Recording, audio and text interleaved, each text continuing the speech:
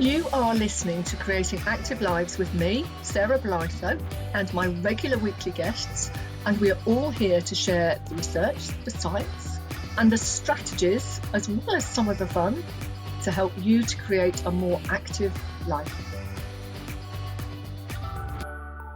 Hello and welcome to this episode of Creating Active Lives with me, Sarah Blytho, and my guest this week, Siobhan Coleman.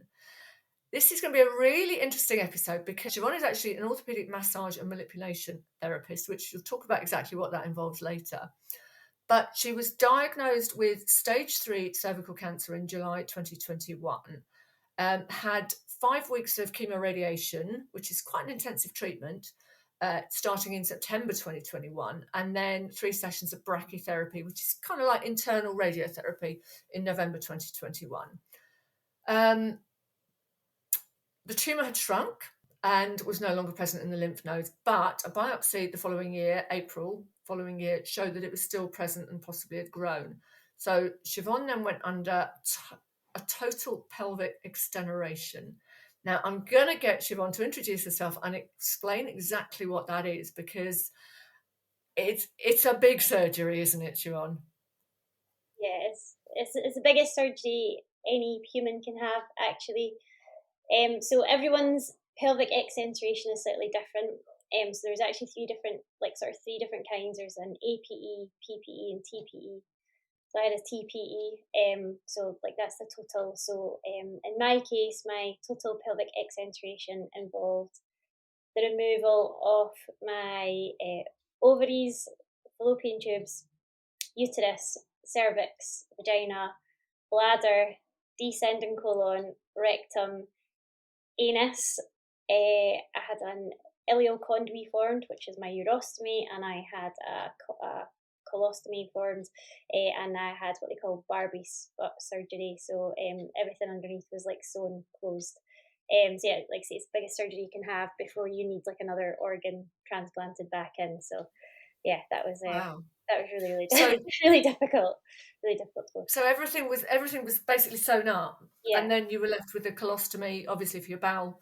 Yeah, and a urostomy for bowels, and then a urostomy or an ileoconduit for bladder. Yeah, I mean that's a huge surgery, and it must have been, quite a shock.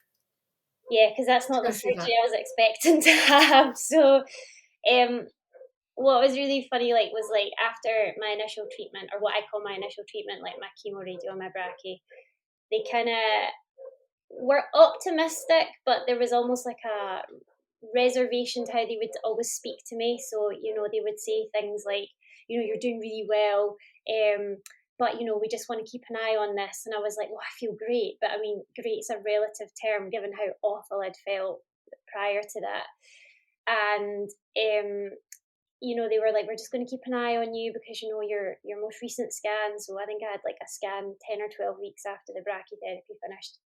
And they were like, there's something still kind of glowing. We hope it's just post-radiation damage, but, we want to keep an eye on this. And they were still being positive, but still a bit reserved. And I was like, well, I still feel really good. So then we did this biopsy, and they were like, oh, yeah, this glow is actually a mass, and we think it's actually a little bit bigger than the last time we seen it. And I was like, all right, okay. And they were just like, but it's still not in your lymph nodes. That's great. And we're going to do a surgery. And I think just the way they were talking, I was like, well, it's not massive, but I don't really know how massive is. And it's not my lymph nodes, so it's probably going to be a hysterectomy, as if that's the really easy option, which obviously isn't the easy option, but that's all. And nobody put that in my head. I kind of put that in my head. I was like, well, what else could, they possibly else do?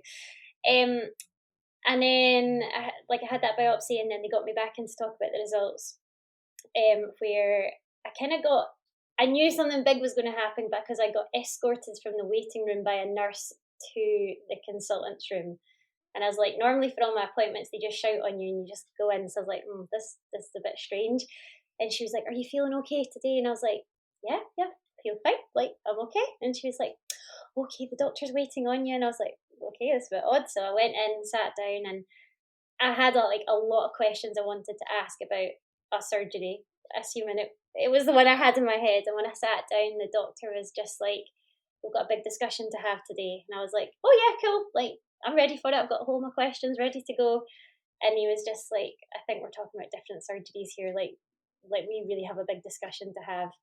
And I was like, oh, like why can't I just have that was the first thing I said, like, why can't I just have a hysterectomy? And he hadn't even said anything. And he's like, it's not even on the cards. And I was just like, well, what are you gonna do then? And he was like, well, we're gonna do a TPE. And I immediately just burst into tears. Like, I was just like, no, I'm not doing it. Like, before you even tell me anymore, I'm just not doing it. And he was like, well, you've obviously read about it. And I was like, yeah, I've read about it, because if you kind of do like a very quick Google search, it can come up as obviously an extreme end sort of case scenario for a surgery. And I was like, I'm just not doing it. And he's like, well, let's have a chat. And I think I was maybe there for about 40 minutes or something, just chatting away. And I suddenly felt very stupid, because all the questions I had written were totally irrelevant to the conversation we were then having.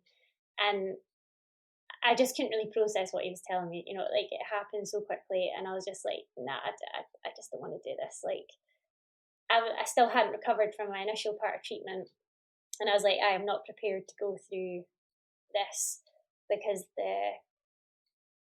the sort of life post surgery that they were describing for me was not a life. Like, and that maybe sounds a bit derogatory, but I was just like, you're literally taking away everything that I'm doing, because they were like, you'll never be active again. You'll be lucky if you can kind of go back to work. You'll not be able to do your job. You'll have to get a desk job, or you might not even be able to do a desk job, because of the type of surgery. They were like, you might be bed bound, and obviously they have to tell you all the really severe negatives. But I was like, mate, I'm 33, and you're literally taking my life away to supposedly save my life. And they were like, yeah, but you might be alive. And I was like, but I might not be. And at that point, like, the chances literally were, because I said, like, how long have I got if I don't do this surgery? And they're like, we think your tumour's really growing very quickly, like, since the end of your treatment. If you definitely don't do this surgery. So this was like end of April, start of May 2022. They were like, if you do not do this surgery, you will be dead by Christmas. That's a definite will. You will not be here. And at that point, I was like, oh, I still feel okay. But, like, I mean, I probably didn't maybe feel as good as what I had in sort of January, February. But, like, I was doing a little bit of running. Like, I was doing, like, doggy walking. Like, I still felt okay, relatively. And they were like, but if you do this surgery, you might have a 50% chance of being here at Christmas. And I was like, well, 50% maybe, or 50% definitely not. These are still not really great odds to be telling me. And I was just like, nah, I just really need to think about this. Like, I'm just not really prepared for this. So kind of went home, told my mum and dad, who were obviously distraught, like absolutely devastated. And I just was like, I'm going out. I'm just taking the dog and I'm going for a walk. So by the time I left the house, I'd messaged a couple of girls from like cancer forums that I'd kind of been chatty with, or social media, and they were all like, "You have to do this. Like you just have to do it." And I was like, "Whoa, it's not you. It's not you that's having it. Like, let's not be so hasty." And they were like, "No, like, you need to do this, and I'm sure we can find other people, because it's a really rare surgery."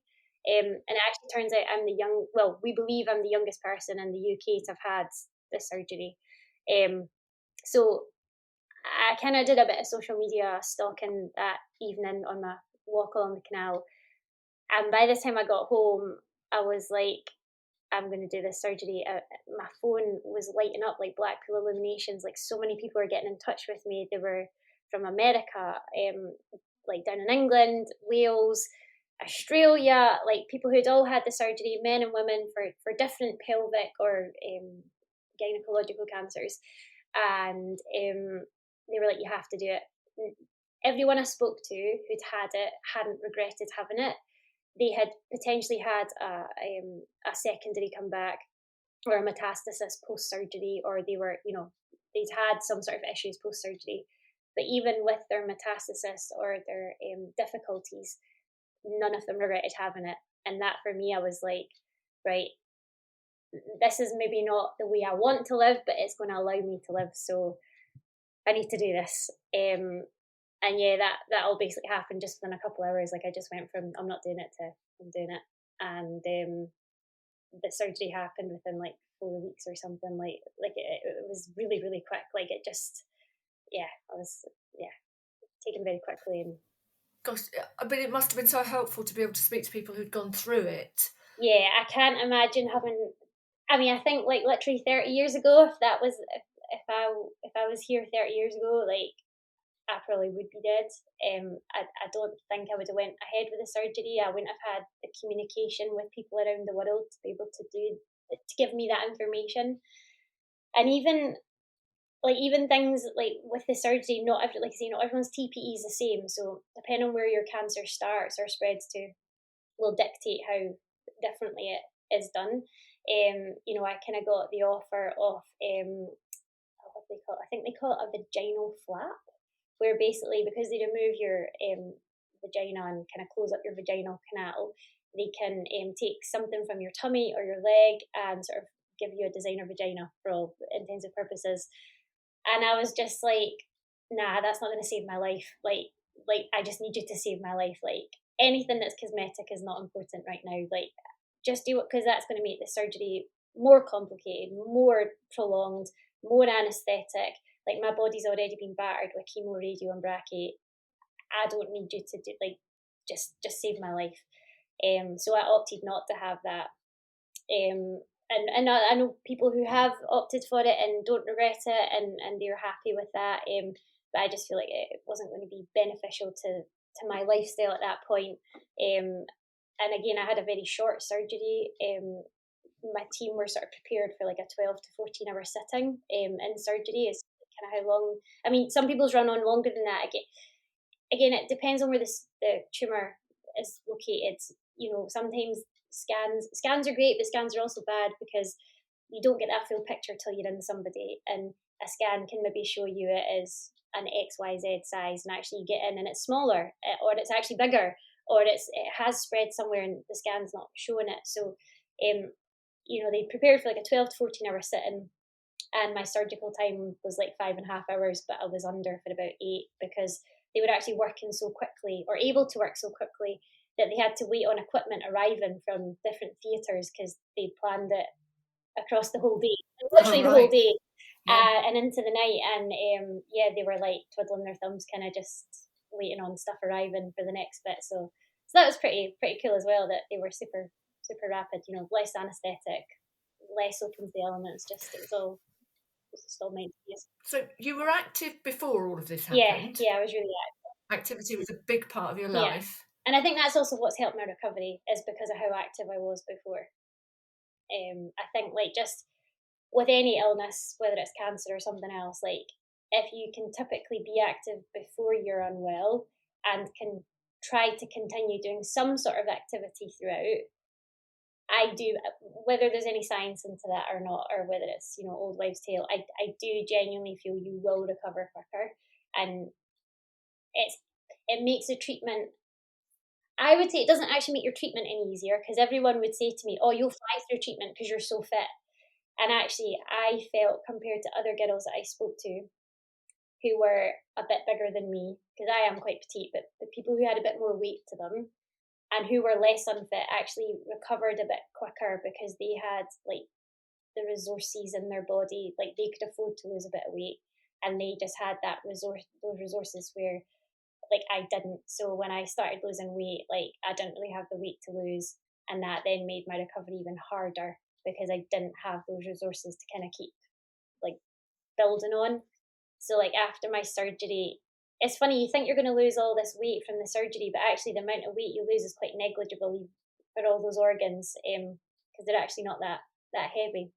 And I lost, from the day I went into surgery till I got home, in 12 days, I lost something like 16 or 17 pounds in 12 days. And when you're only like 8 stone, you don't really have that 16 pounds to lose, especially that quickly. And it took me like just over a year to put like 11 of those 16 back on, and I've never managed to actually get back to my original pre-surgery weight. It was like 8 stone 3, and I kind of sit about 7 12, 7 13. I just, no matter what I do, I just can't get back to it. that's just where I am now. But like I'm on this side of the grass, so I'm quite happy. But it is, and I'm, you know, I've talked to a lot of people about things like prehab, and we know now prehab is a big thing before any Yeah, that's almost surgery. the But rehab. like you're saying, having an active lifestyle, being fit, moving regularly, whether it's exercise, activity, or whatever, is kind of like we need to be thinking about it. It's almost ongoing prehab, just in case. It's as I was Yeah, speaking to someone else, and we were saying it's future proofing your health, yeah, because if you don't need surgery, if you don't have anything happen, then great, you're still fit and healthy. yeah. But if you It's a do need it, bonus. Yeah, it will have a big impact on your recovery and yeah. things like that, as you're saying. I I also think if you're typically active before, you almost just have it in you. That's like your challenge. Like if you go to the gym and lift loads of weights, like you're always looking for that extra pound, kilogram to lift more than however many weeks or months before. So like for me, after my chemo radio brachy, well, especially after my brachy, because that was tough in itself. For anyone who's had brachy, they'll know. Like I remember coming home on Wednesday night, the Wednesday night, and I said to my mum, by Sunday, I want to have walked to the salt bin. So there's a grit bin that's kind of halfway between our house and our next door neighbour. And she was like, "Oh, I don't think you can do that." I was like, "Well, watch me." Like that's the worst thing you can say to me is, "Oh, I don't think you can do that." I'm like, "Well, I'm going to do it." So I mean, from my front doorstep to the grit bin, it's probably about 15, 18 meters. If it is that, it's probably not even as far as that. And I remember getting to the end of our driveway and just been like, oh, that's really far away. Like I didn't, it was like another 7 or 8 meters I had to walk. And I was like, oh, maybe bitten off more than I can chew here. And then like the next day I was like, right, I'm definitely going to get to the grip bin, and I'm not going to hold on to anything. And then like 3 days later, I'd walked to my next door neighbour's gate. And then the next, a few days later, it was the next one, and up like that. So, and that was then the kind of the same after my surgery. That was innate to me. Like I know other people who have had maybe not as much treatment as me for the same type of cancer, but maybe a lesser stage, and who, and I understand it completely. They've just really struggled to get fit and active after, just because of how the treatments had a physical and mental and emotional toll on them. And I sometimes think I just want to give them that push, because I know it would really help them in so many different ways. Like it would give them that confidence back. They'd feel a bit better physically, emotionally, mentally. But it is really difficult because you're just not the same person after it. Like I don't, I just try to pretend like nothing's happened, which is probably not always the best idea either. But I get frustrated that I can't be the same person, whether that's like I just get a bit tired doing what I'm doing, or I just can't do as much. But I really make the most of it when I can. But you just have to find what works for you. If you were playing tiddlywinks before, go back and play tiddlywinks. You don't have to all be or Yeah. dancing or walking or whatever. It's what's relative to you. And this is the thing, we'll talk about the impact on kind of everyday life a bit more in a minute, but I think it must be really hard when you've been active and you've never really thought Yeah. about being active. It's just Just do something it. you Yeah. do. To have this sort of surgery and then to have your whole fitness level, your whole activity levels change must be, I mean, like you mentioned sort of the emotional toll, but that kind of Yeah. psychological battering that you take which is, it's not just, okay, I can build back up to my activity gradually. It's a whole different ball Yeah. game, isn't it? And I think for me, partly because I was so young at 33 to have the surgery, I didn't have many peers to talk to. So, don't get me wrong, I've got a really good close network of sort of 4 or 5 people I keep in touch with almost weekly, monthly in the UK, who've all had a TPE, men and women, for different cancers. And it's so incredibly helpful. And the gentleman, he actually does a very similar job to me, and he does like marathons and obstacle course racing. So for me, psychologically, when I found him online, oh, that was just the person I needed to speak to, because I knew then that if someone else can do it, I can do it. But if I hadn't found that sort of wee group of people, like the other people that were coming forward to share their stories with me, which I was so grateful for, they'd been really overweight and they had like desk jobs, and they weren't as active, and they were much older than I was. And that's fine, because their stories are also very helpful, but it doesn't make you feel any better, because their lifestyle is nothing like your lifestyle.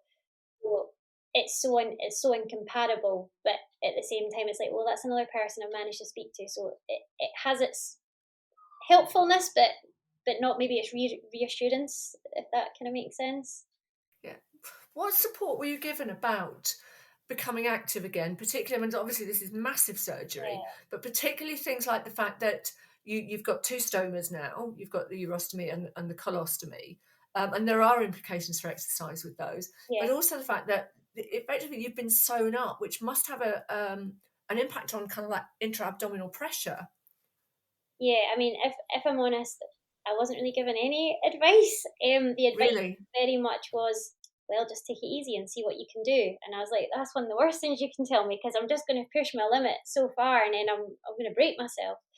But what I was highly warned about was, you cannot get a hernia. Like, do not allow yourself to get a hernia, which is really difficult because you don't know what's then going to push that boundary into that territory.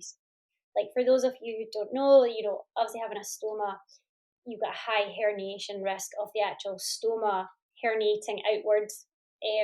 But also, if your internal system kind of collapsing a bit because you've got less organs in there, so there's a bit more space for everything. So yeah, the intra abdominal pressure is different.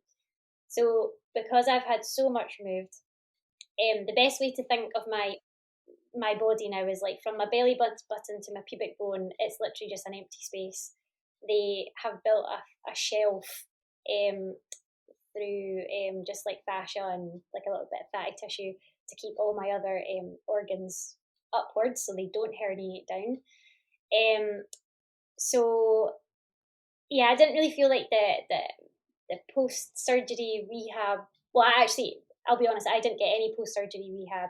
Like, I had to go and seek that all out privately myself. So I went and I was working with a lady who I still work with to this day, like 2 years on. She does all my pelvic and lower ab rehab, and she's amazing. And like, I can't sing her praises enough, because I definitely feel like she got me back running. Like, to kind of where I'm at right now. Because it was a completely different body. Like, I remember my first couple of walks outside, like, I don't know, maybe 6 or 7 weeks. I had to be walking at week 8 because I had my brother's wedding to go to. So as much as we had a wheelchair, as like, because I was still kind of going about in a wheelchair at that point, I wanted to be standing in family pictures without the aid of any, like, it's just my stubbornness. Like, I wasn't going to have it. So yeah, I remember even just trying to walk within those first couple of weeks, and when I say walk, it literally was like snail pace, holding on to my mum or my dad or both of them, and shuffling my feet along, and I could feel my insides vibrating, because they were just under so much pressure, like so much duress. They were just like, "What are you doing?" And I just remember thinking, like, "How am I ever going to run again? Like, I can't even walk. Like, I'm holding on to people. Like, this is just insane." Um, but it did definitely come quite a lot quicker than I was expecting it to. But again, maybe that was my post surgery fitness, or the years of fitness I had before, probably. But that doesn't mean to say you can't not get there. It just might take a little bit longer. But yeah, I suppose it's not a linear progression oh, either, is it? absolutely It's not, not which is like, okay, also here's where I am upsetting. now. Yeah, Yeah, there must be a lot of ups, yeah, downs, like we've talked good days, bad yeah, days and things like absolutely. that.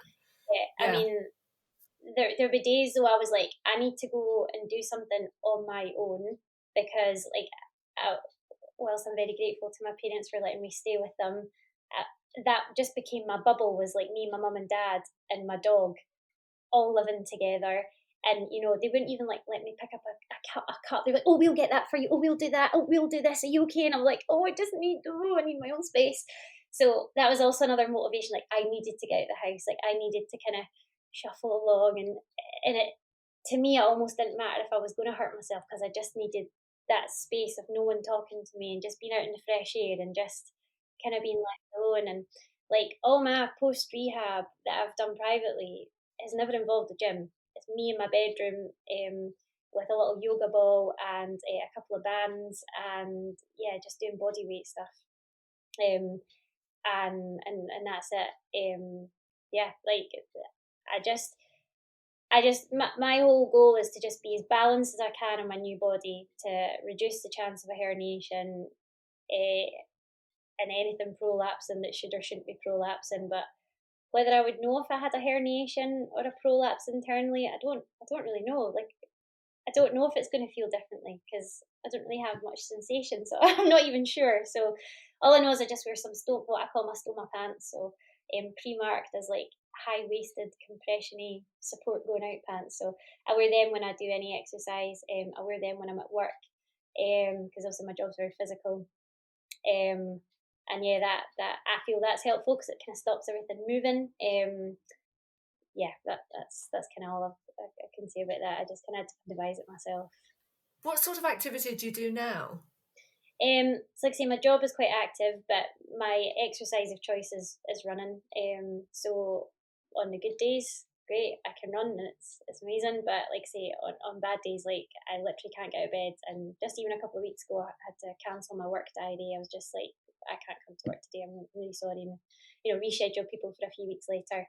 And I basically stayed in bed all day. Like I physically couldn't get out of bed, and like on days like that, I'm like on liquid nutrition, so I have Ensure powdered sachets from the hospital that like one of my parents will make up, and I'll literally just sit and sup away on it, like out of sports bottle, and that can take me all day to have one sports bottle's worth of fluid.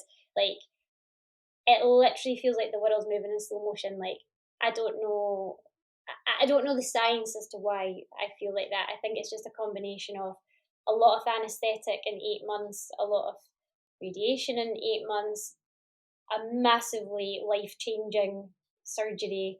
Yeah, it's just a combination of everything. And I know I'm going to kind of be like that for the rest of my life, but like, so you just make use of the good days when you can. But yeah, even just to only drink like one of those 500 ml drinks, like that's all I've taken in all day is like 500 ml, but it's taken me all day to have it. So you're then dehydrated, undernourished. So then, whilst you feel better the next day, you still have a bit of a slog to get, maybe takes you like a week to recover from one bad day because it's just taking you so long to kind of get through that. So, but yeah, run is my thing, and walking the dog when I'm feeling good. So yeah. Do you think it's really, really important, not just immediately following surgery, but sort of like you're 2 years later, to keep listening to your body, to keep Yeah. really, feeling what you're feeling and being realistic and saying, do you know what, today is a bad day. There's nothing I can do about Yeah. it. That must be hard to accept when you're active, but is that a really important part of Yeah. the new normal? I'm so unbelievably stubborn. I really do push past my bound.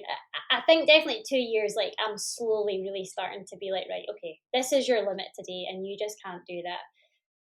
And I think initially it's really hard to just be like, nah, that's your limit, because you're just like, oh, I just want to make the most of this because the last 2 weeks or something were a bit rubbish, or the last week or whatever is relative to the person. But it's then you see what you're actually then missing for the days you're having to recover. So you maybe feel rubbish because you're just having a bit of a dip for like a week, but then it's then taking you a week to 10 days to come out of that. So that you've lost 2.5 weeks when you could maybe have just lost a couple of days. So I'm always very aware that, excuse me, like if I am going on holiday, or I've planned to go on holiday, or I've got a big event coming up, the couple of weeks before that, I'm not saying I make sure I do nothing, but like I almost clear my diary of like extracurricular things so that I'm literally just doing my activity and my exercise, and I'm just doing enough work to, I'm very lucky I'm self employed, so I can work when I want within reason. I still have to supply a service to people, but I can dial down work if I need to. I can do less activity, but enough to kind of keep going, so that I know I'm going to be on top form to enjoy my break or enjoy the activity, or wedding, or whatever occasion I'm going to, and then I can build it back up on the other end, because like going to a function or something like that now is quite overstimulating. Again, I think it's an old wives' tale. Like when you've had a big surgery, you just can't absorb that sensory input as much anymore. I don't know, but I just find like, if it's very noisy, there's a lot of flashing light, there's a lot of people, there's just a lot of stuff going on. Like I just can't process it the same. And I feel like I just kind of take a step back and let everybody do their thing, and then I'll kind of just jump in when it's easiest for me, or I'll just be like, I'm just going to have a seat for 10 minutes. I'll be back in a minute. And then I just kind of sneak away and just chill out in a quieter place for 10-15 minutes, and then I'll come back. And nobody's really missed you. It's just you that's missed you. So yeah. But I'm it's slowly coming to terms with it, but it's hard. Like, yeah, it's hard. Like, we had a civic event in our town just yesterday, and it's a long day, and I wasn't having a great day yesterday, and I was just like, oh, it would just happen to be the day that you just need to be, firing on all cylinders. But you get through it.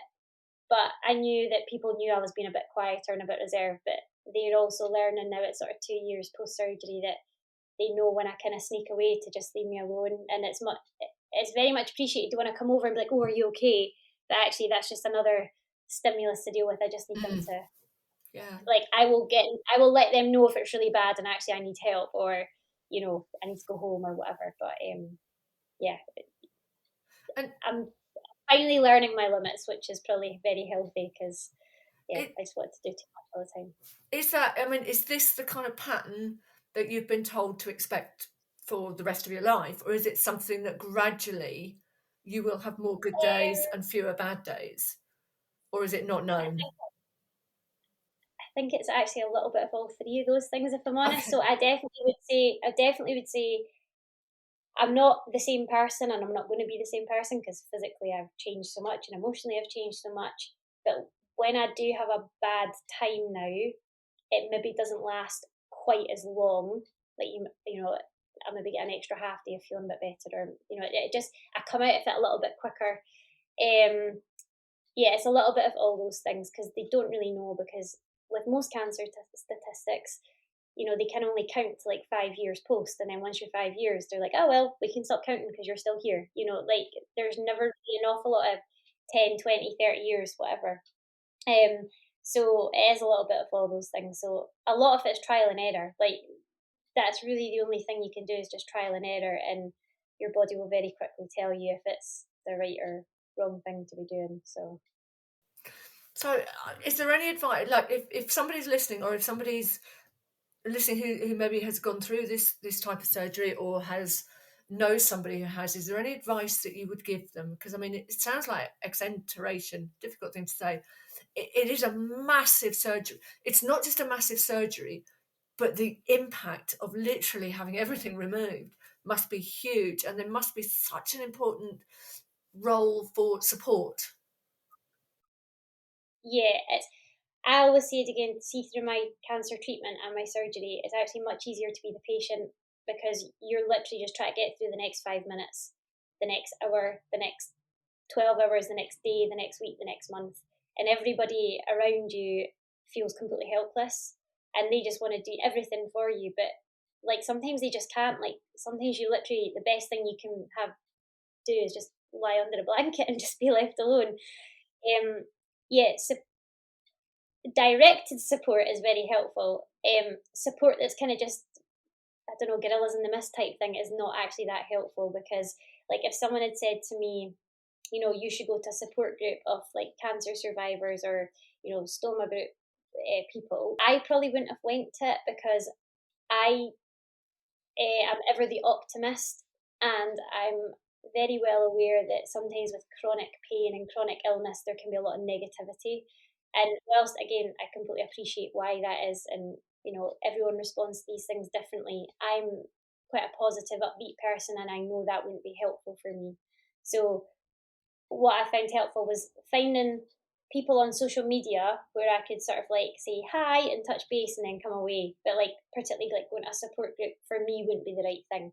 Where somebody who maybe isn't as like able to deal with social media, they might find a support group better because it gets them out the house. Whereas I was already kind of encouraging myself to get out the house. So I think it really depends on your scenario and situation. But unless, I would say the biggest thing for me is, unless there's a medical reason why you can't do something, I think you should just go and try it. Because I just think, well, why not? If you don't try it, you're never going to know. And I went to Greenland last year. That's against like every I don't think there's anywhere in a medical textbook would tell you to go to the Greenlandic wilderness, whilst you've got two stomas. But I managed it, and I actually was changing my stomas, or changing my stoma bags, literally in the wilderness. There's no bin bags, there's no bins out in the wilderness. There's no public toilets. I just got like a plastic Tupperware box, like out of a craft shop that was completely sealable. So I would come out my tent in the morning, go into the big giant lavabo that was like our communal sort of like living room, dining room type thing. And I would make a joke about, oh, I'm just going to go over here at the vanity unit, and I just change my bags like in the middle of a tent with a grass floor, with like standing in my bra and pants, like in the wilderness, and just change my bags, put it in my wee black bag, put it in my sealable box, and went on the next day. And it wasn't until we got back to the house in the village that I then put it in the sort of communal waste, and dealt with it that way. So I think, like, unless you try, you're never going to know. Obviously, follow your healthcare provider's advice. Like, that's the biggest thing you can do, to be safe and not do anything silly. But yeah, I'm all for pushing the boundaries. And as long as those boundaries are sensible and safe and relative to what you were doing before, then I think, why not? What's the worst thing that can happen? Because you were already not going to be here, so like, you might as well make the most of it. So tell us then, your role is you are an orthopedic massage and manipulation therapist. And I think I can probably guess what this is, but I'd really like you to explain it because I'll probably get it wrong.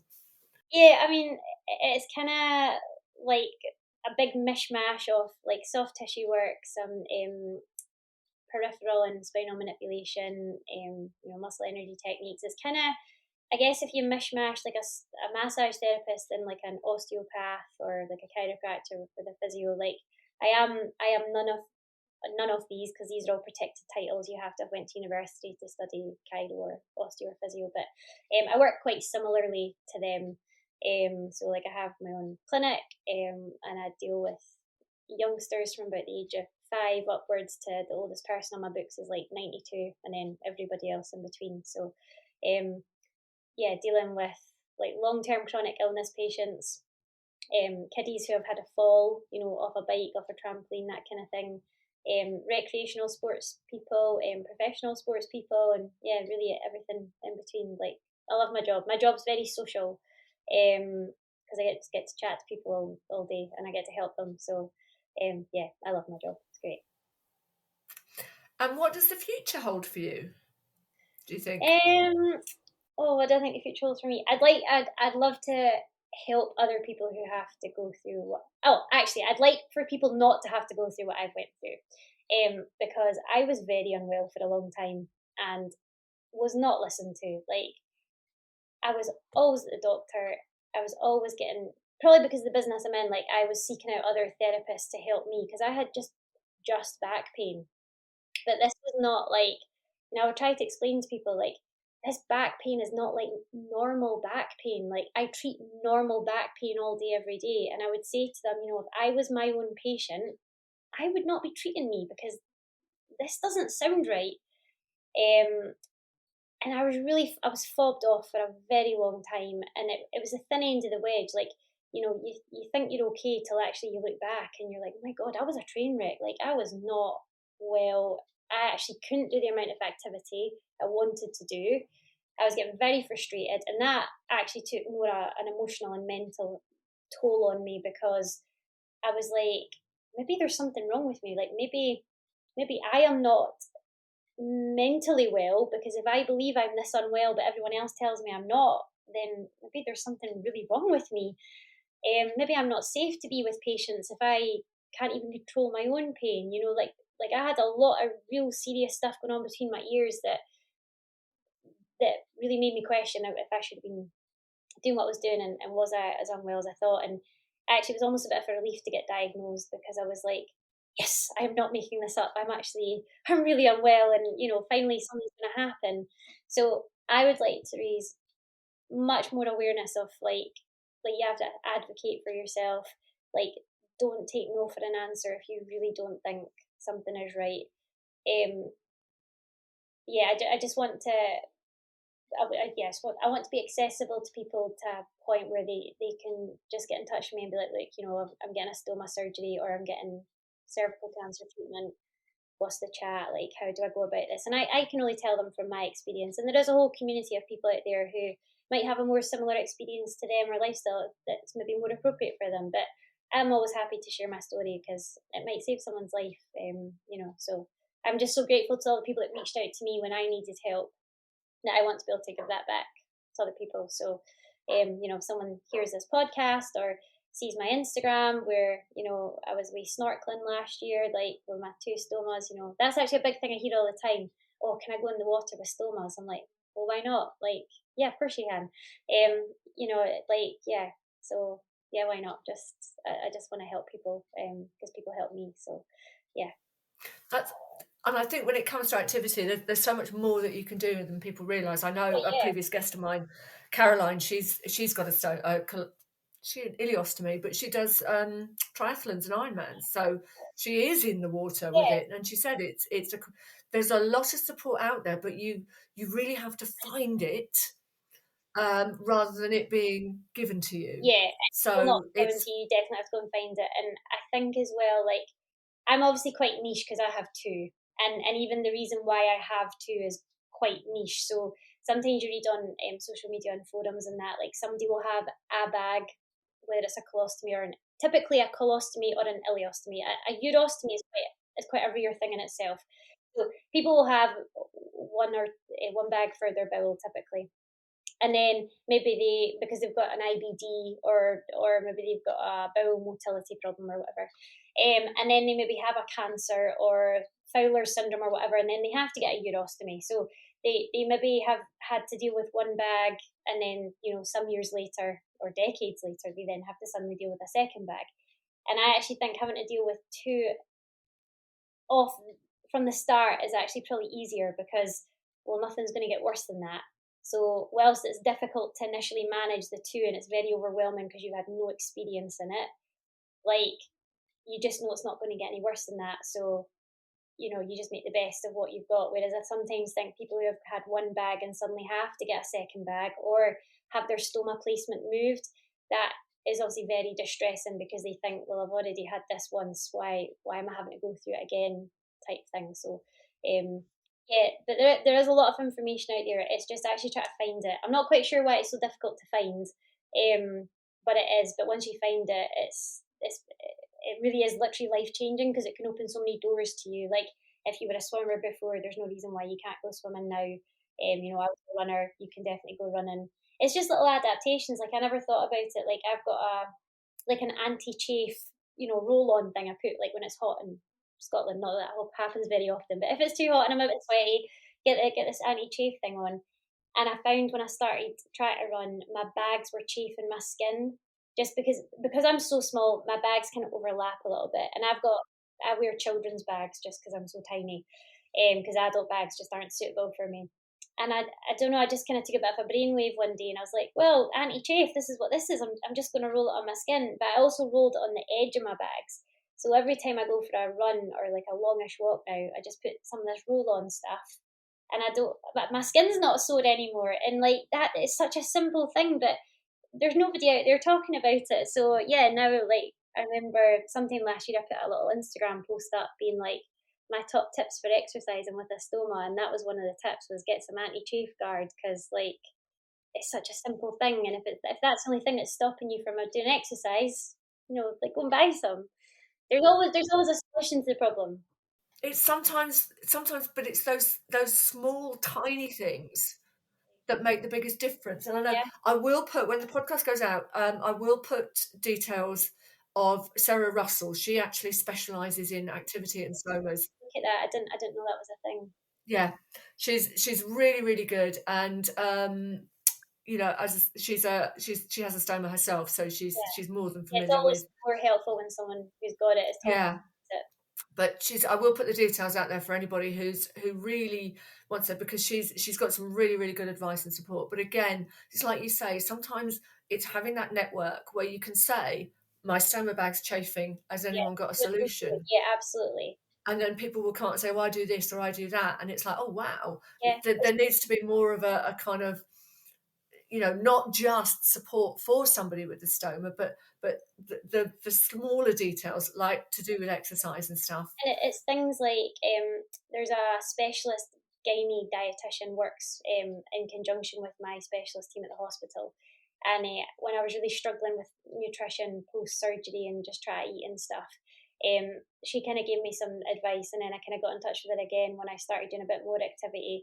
And it was things like I was never really one for taking gels before, like during prolonged activity.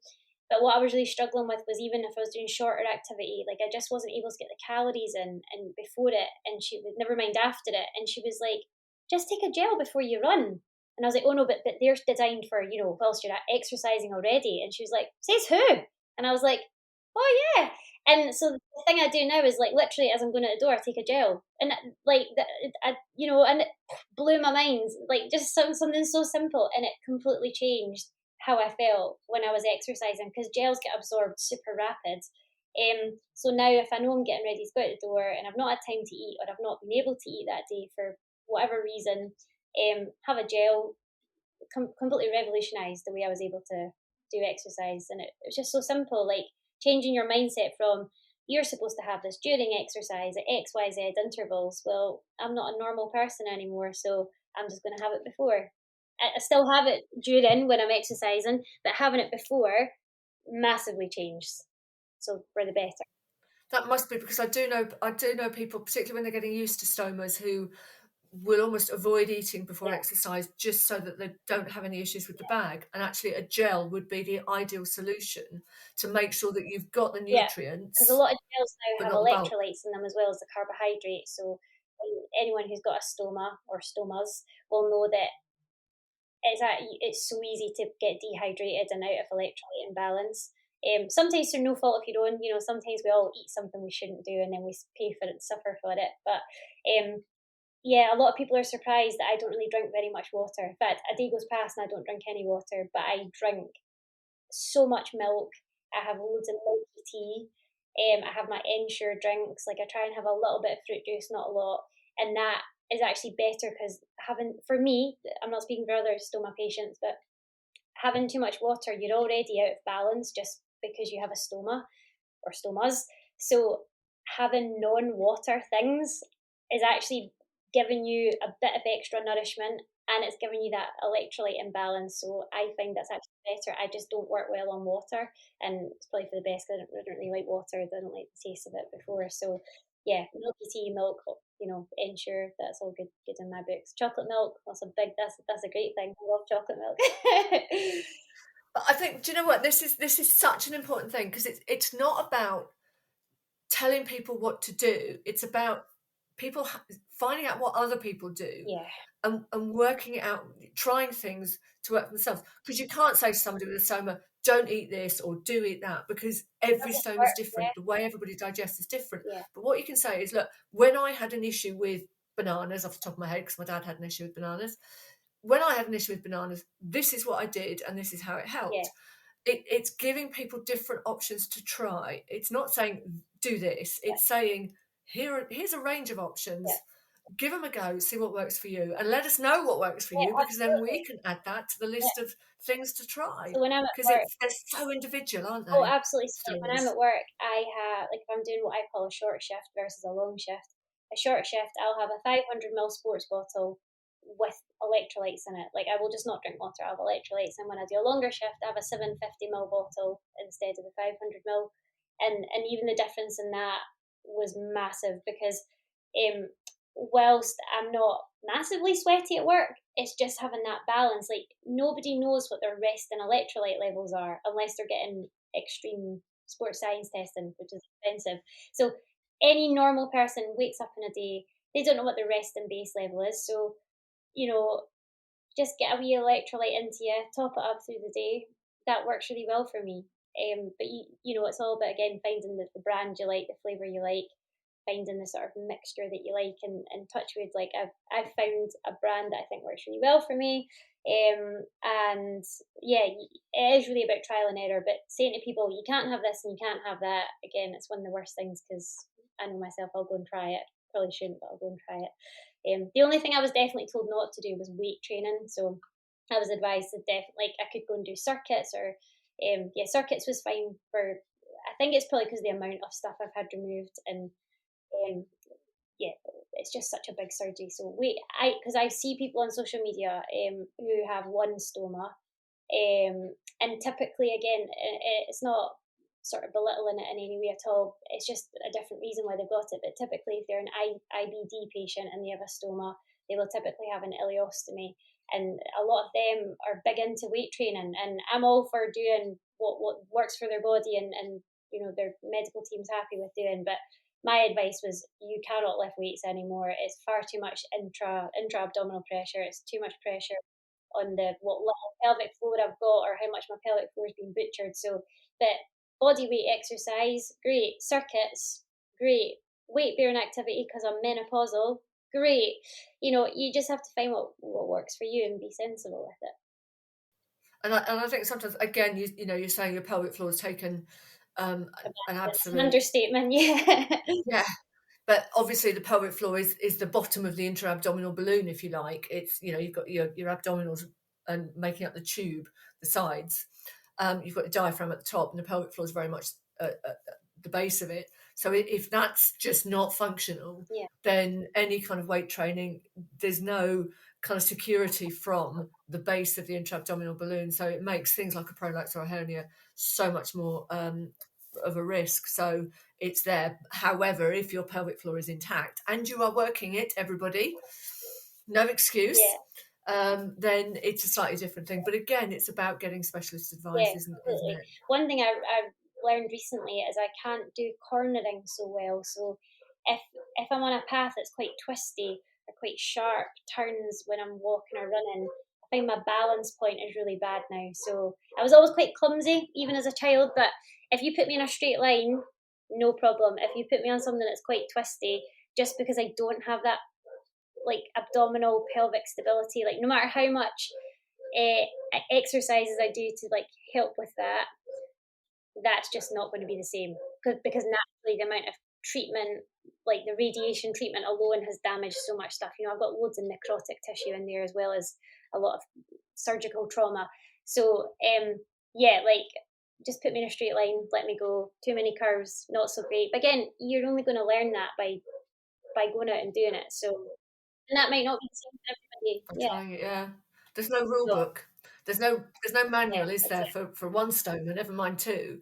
And I Yeah, think it is just try things, see what works. But for me, the really big thing here is, make sure that yeah, that you've yeah. got support somewhere, somehow, that you can share. You can either ask And advice or like you can say, like, share what works we're for all you. very friendly, like, none of us bite. And if you literally just drop whoever you find, whether it's myself or someone else, people are really friendly and they want to help. And if you just drop them a message on social media, or on a forum, like, people will give you good advice.